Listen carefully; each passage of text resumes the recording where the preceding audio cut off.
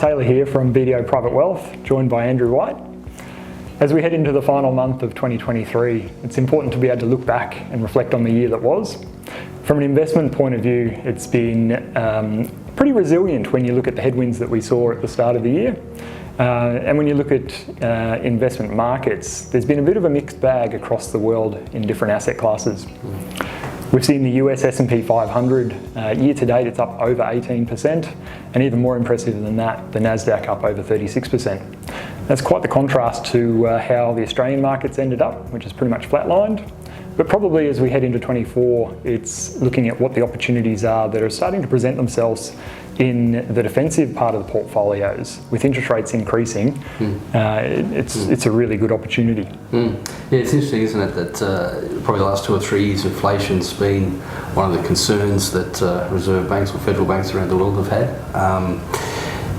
2 years ago, interest rates in Australia were the cash rate 0.1%. Now we're looking at 4.35%, and not sure where that's heading going forward. Usually in the past, when interest rates rise at this type of rate, we do see economies slowing down. That's not the case in Australia at the moment. The Reserve Bank Governor came out 2 weeks ago to say she's now seeing still strong consumer demand, and driving that has been the build-up of cash reserves during the COVID period. Looking into 2024, the forecasts are these savings will start being depleted, and also as home loan borrowers' fixed rates come off, that's going to provide probably higher interest rate, higher repayments, which should see some spending reductions. So towards the end of next year, we may start seeing interest rates reduce, but what's that meant for our fixed interest sector over the last 12 months, Guy? You've seen some improved results there? Yeah, for those fortunate enough to be in a position to be able to be investing, holding cash at this time, term deposits have been yielding now sort of in the low to mid 5%. The question does come though as to when those term deposits mature in say 12 months time, what interest rates will be at that time. But the opportunity I think is looking at other defensive assets such as corporate bonds.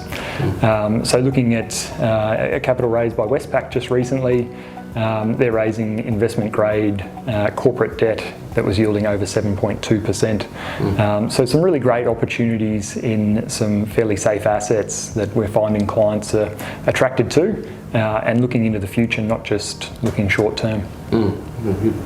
Anything else, have you got your crystal ball for 2024 that you're seeing coming up? Yeah, I think 2024 is going to be similar to 23, that there's still a lot of uncertainty as we sort of wade our way through the data as to where interest rates land and if inflation does continue to come down.